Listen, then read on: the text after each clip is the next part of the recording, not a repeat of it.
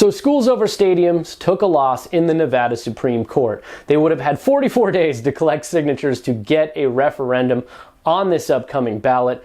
That's what a win would have looked like. They would have been allowed to start collecting signatures with basically no time to actually get enough signatures to get this thing on the ballot. So what the loss means is actually now that they can refile this next year, thus pushing it down the road all the way till the 2026 election. So a loss, sort of a win in some ways, because it means that they can tie this thing up even longer. Now they have even more time. Now there's even more uncertainty if you're an investor trying to come in and purchase some shares of the A's. You're still staring this thing in the face.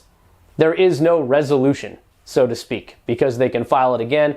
And on top of that, they also have another lawsuit that they have against the A's. So there's a whole lot still cooking on this front.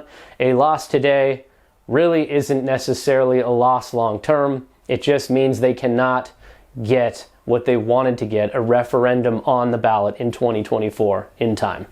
There's always 2025, which would lead into the 2026 election cycle. So again, the mess, the work's gummed. This thing is still dragging down the road. But it's extremely confusing. So as soon as I saw the headlines, as soon as I saw the statement, I reached out to Alexander Marks with Schools Over Stadiums and said, explain it to me like I'm 5. Shout out Michael Scott, because this stuff is very confusing.